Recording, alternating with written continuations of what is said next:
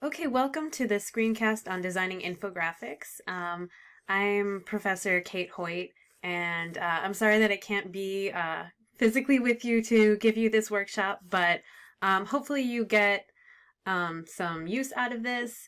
And if you have any questions about any of these, you can email me. My email is hoytkl, at plu.edu.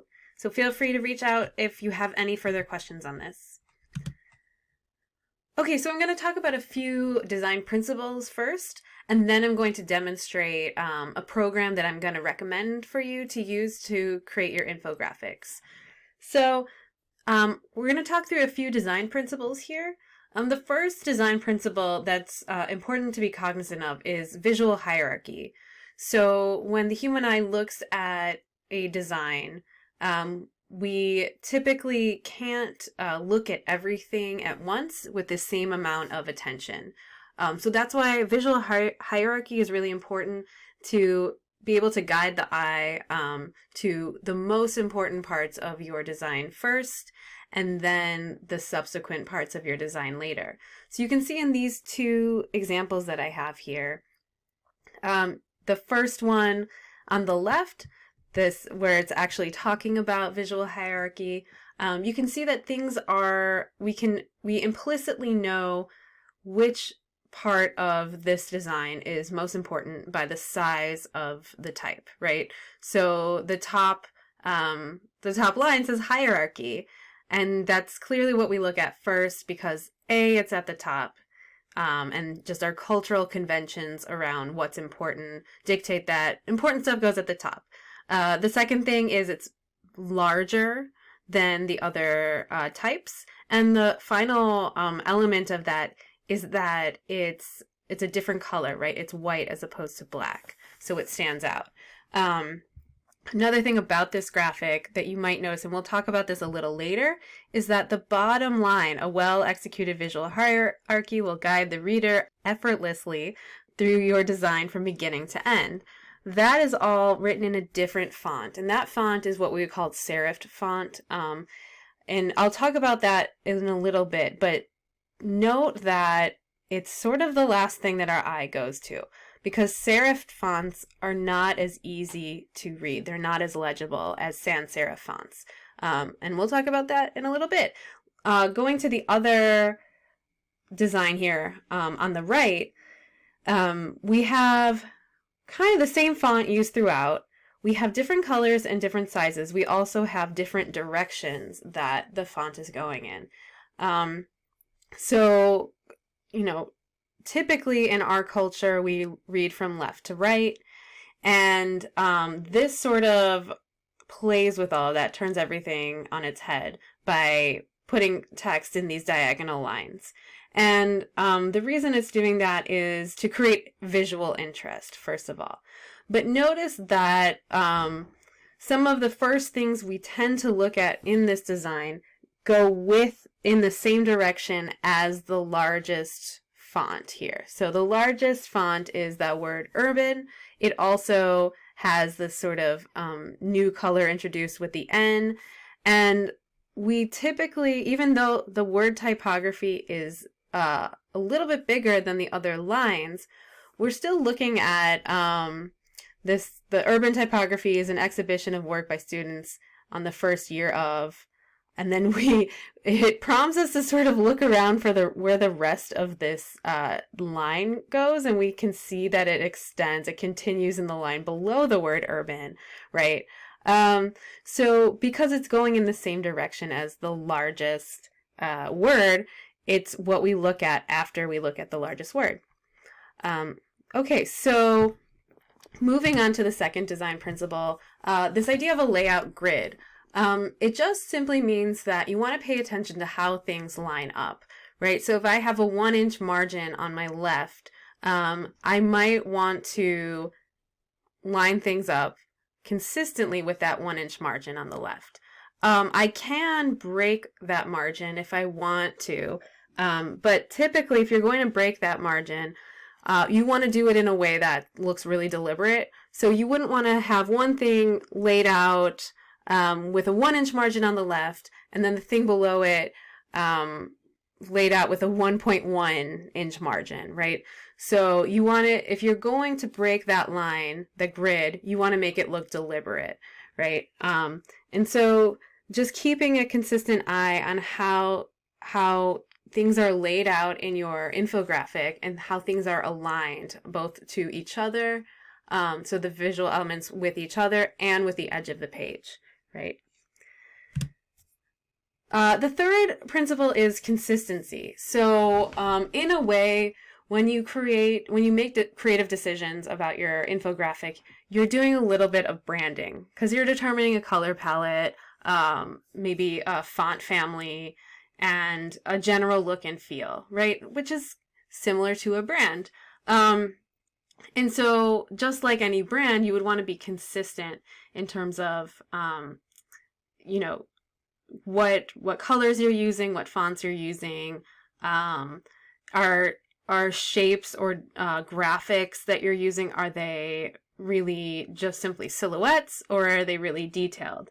Sometimes it can look a little weird if some graphic elements are really, really detailed while others are really simple shapes, right? So being aware of that consistency.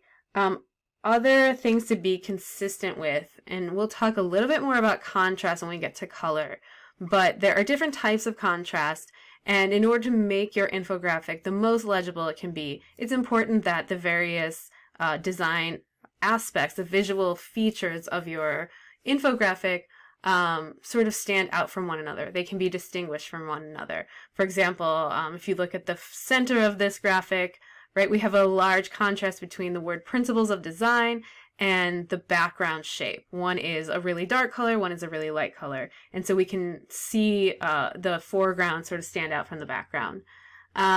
Again, consistency with alignment is really important. So if you're aligning everything in the center, right? So if you're creating a symmetrical kind of infographic, you wouldn't want to suddenly start aligning everything over to the left because that would confuse the eye and look inconsistent. Same thing, if you're using repetition, you might want to look at how closely they're spaced out together. So notice those dots that it has in the example. They're all consistently laid out with the same spacing in between them. And then the other thing is proximity, right? It wouldn't make a lot of sense to put two design elements on extreme opposite ends of your page without anything in between, right? So you want to feel like there's proximity between the elements on your page and both the edge of the page as well as the proximity with each other, and that proximity, that spacing is consistent throughout. Moving on to this idea of balance, there are other things you might want to balance. So some things should be consistent and some things should be changed up, right? So I'm not going to go too detailed into this slide, but I will actually talk about really quickly the space issue. It's really important to give some negative space to your infographic. A big mistake that a lot of early designers make is that they try to cram as much design as possible into a space, and it sort of devalues everything that's in that design space because you can't see one element. You only see everything crammed together. So keep this idea of breathing room around your design elements in mind. And again, keep that breathing room consistent. You don't want like huge gaps in your design elements. Like you don't want a huge negative space just sort of sitting there. But at the same time, you don't want everything sort of crammed together. Okay, so now I'm going to talk about color palette. So color is a really important part of infographics because we use color to distinguish different data from one another. So it's important to be kind of mindful when you're choosing a color palette. So there are some typical types of color palettes, and they all refer to where colors are placed on this color wheel. So you see this color wheel over here to the right. things are laid out in this sort of rainbow Roy G. Biv order. And so when we talk about, let's say, a monochromatic color palette, we're talking about basically everything that aligns within one sort of column in this color palette. So everything's the same hue, meaning that it's, different shades of, let's say, red. But of course, you want that contrast. So it's going to be different lightnesses, maybe different saturations, like some reds can be very vivid and some reds can be kind of muted. And so if you are choosing a monochromatic color scheme, and that's actually a pretty good idea, because we'll talk about color blindness on the next slide, but if you're using just simply light and dark elements to distinguish things from one another, that's not going to mess up someone who has color blindness. They'll be able to still distinguish light versus dark. Whereas, once you get into more complex color palettes, you start to get into red-green territory. And again, I'll talk about that on the next slide. So just keep that in mind. A monochromatic color palette is actually a pretty good idea. But I also understand if that gets kind of boring for some people. So moving on from that, complementary color palette are just two colors that are simply across from each other on the color wheel, like this teal and this, I guess it's brick. It's sort of like a red-orange color, right?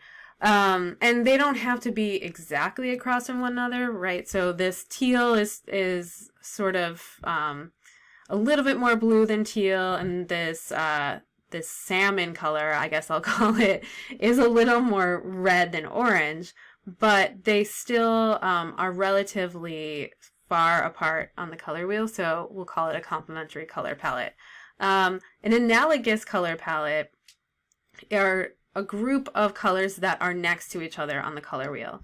So we have colors ranging from purple to yellow, but they all sort of span all the colors in between. And again, we'll talk about elements of contrast to keep in mind, but you want to make sure that they are still kind of well spaced on the color wheel. Even in that word analogous, you can still tell which letters are orange and which are like a little bit of a deeper orange red, right? So keep that in mind. A triad is a group of colors that are equidistant, so three that are equidistant from each other on the color wheel. So here we have this kind of teal, gold, red. I would say that's not actually it. So here we have a kind of green, orange, and purple color palette. So they're all evenly spaced and they create kind of this like equilateral triangle. And then finally there's neutral with a pop of color. Be careful about what color has the pop to it. I chose this red, which is not a great idea for color palettes, because a person with green-red color blindness is going to see red as more of a brown, which can look neutral, and it can look kind of similar to grays that you choose. So just keep that in mind. Think about being balanced. Think about a color for every use, right? So in your infographic, you're going to have background colors, you're going to have foreground colors, you're going to have lines and fills, and it's good to have like kind of a range of colors to choose from. Okay, so diving deeper, I'll talk a little bit more about contrast and why it's important, especially with regard to red-green color blindness. Form contrast is one way to create contrast in different design elements. Another type of contrast is light-dark contrast, which is a really good type of contrast to use because even people with color blindness can distinguish between light and dark. And let me be clear that it's not just an aesthetic issue. It's being able to interpret what the data means, especially if the data is pointing to different types of information. And it's important to be able to distinguish between two colors, for example. in order to interpret the data, then you might want to also think about light and dark contrast, just for those folks who are red-green colorblind. Bright and dull is also something that is able to be distinguished when you have color blindness. In fact, it can even be the bright dull, depending on the color, the bright dull contrast is sometimes enhanced in red-green color blindness because it will have less of a pigment that that person cannot pick up on versus more. And then red-green, avoiding the red-green contrast. The reason why this is important is because 10% of males and about 0.5% of females experience color blindness, and there are different types of it and different degrees of it as well. Red-green being the most common, and again, even with red-green color blindness, there are different types of red-green color blindness. And so I'm going to open up this article, which you're welcome to peruse on your own, about creating color blindness safe designs. So using red and green is not always a bad idea. It's only a bad idea when the viewer needs to distinguish between the two colors in order to interpret the meaning of what you're presenting to them. So this right here would be an example of something that is incredibly important to be able to distinguish between the different hues being presented in order to see the number, right? Especially this bottom middle one. If you can't distinguish between red and green, that's just going to look like a bunch of brown dots. And in order to see that this is actually a representation of the number 12, you need to be able to distinguish between those two. So I'll show you an example of a chart where using red and green, other than the fact that it's not that pretty to look at, these reds and greens that this person is using, but in terms of interpreting the data, it's not that bad because there's two different types of distinction between these two categories of data. One is the color, but the other is the direction of the line. And so even if someone couldn't see the difference between the colors in these lines, they can tell that they're going in different direction. This article also says it's not just red and green. There's other types of color blindness. Those are a little bit more rare. And so I wouldn't worry that much about it. And I'm sorry to anyone in this class who has like one of these more rare types of color blindness. You can absolutely read through this whole article and try to avoid confusing anyone with any type of color blindness. But just know that red-green is the most common. And I'll also just point out that there are different degrees of red-green color blindness. Some folks can't have a problem with just red. Some folks have a problem with just green. And then there are folks that have a problem with both. And so, yeah, these are the different types of simulations that they're showing you here. So this article also talks about the blue-orange color palette as being pretty safe. I like to use like blues, oranges, and yellows. And there are ways to like not make it look so much like a Crayola box, right? That's missing some of the colors, right? So I'll show you some of those. And then, yeah, so leveraging other types of contrast, like light versus dark. So this is linked in this right here. I also want to show you something else really quick, which is that I have to go into present mode in order to click on the link.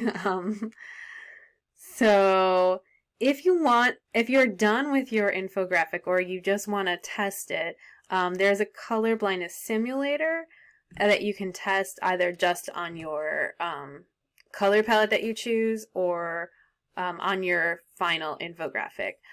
So what I did to sort of get this contrast here is I took a screenshot of right this graphic right here. And sorry, my cat just jumped up on the table.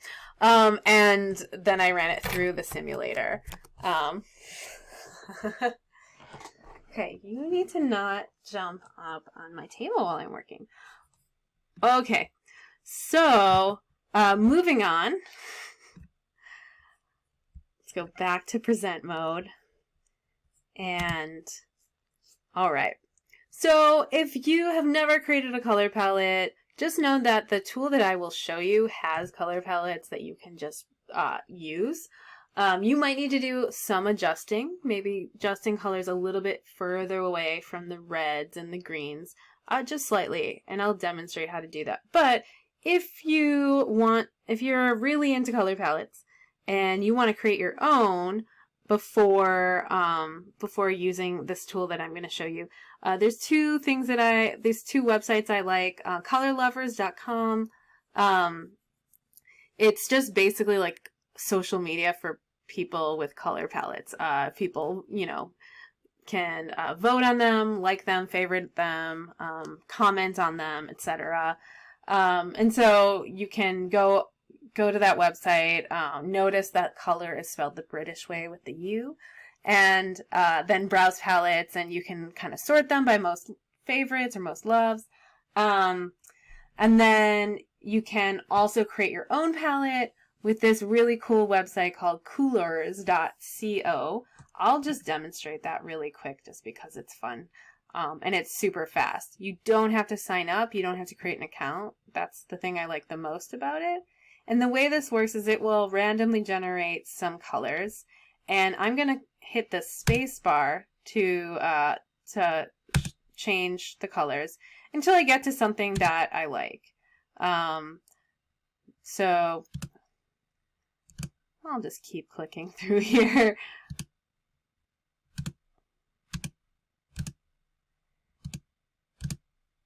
Yeah, so let's say I like this orange color. So I'm going to lock it here, and then I will continue to press spacebar until I see something else that I like. So let's say I also like this teal color, but let's say I maybe want to adjust it a little bit. I can click this adjust button,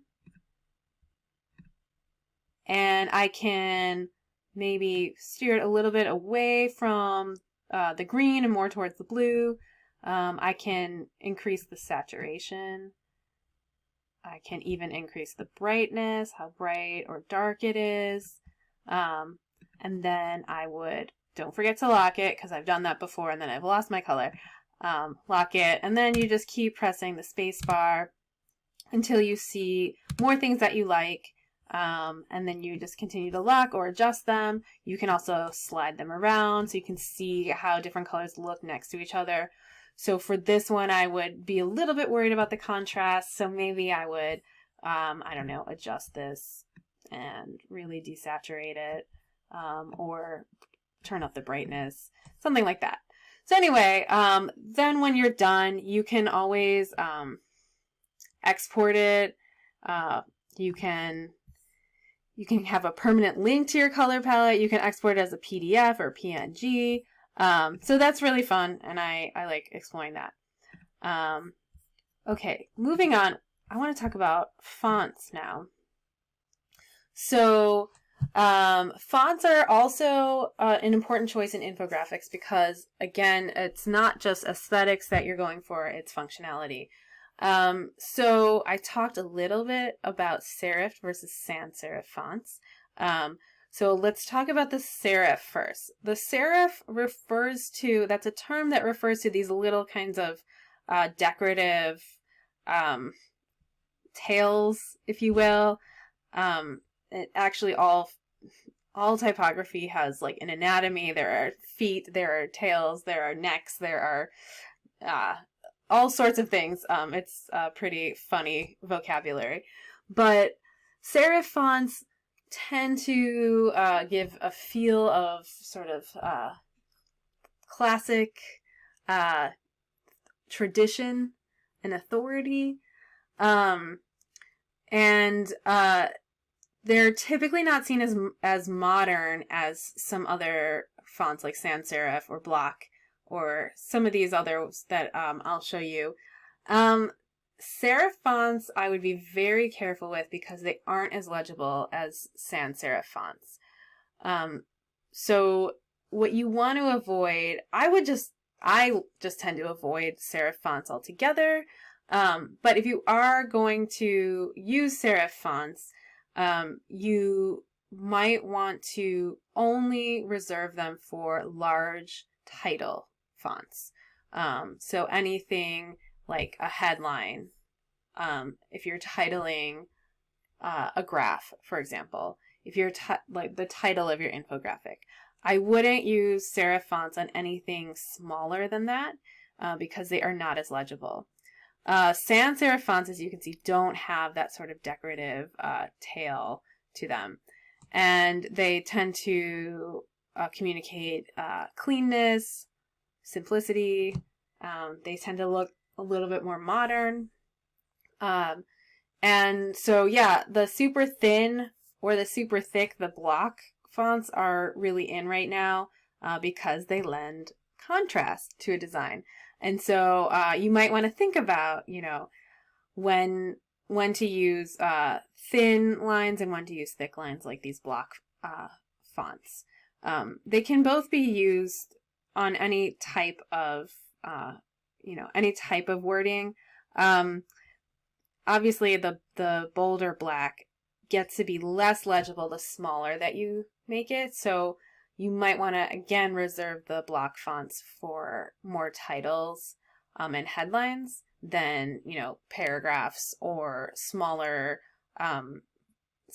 type like on legends or on when you're labeling the axes on your charts. Everything on the right side I would just stay away from, even though they're very trendy. One exception to this would be the geometric. I'm not typically a fan of them. I think they can be harder to read. If you're going to use geometric, again, reserve that for titles and headlines. Stay away from decorative. Just don't do it. It's not going to come out well, and your viewer is going to have a hard time reading what you have written.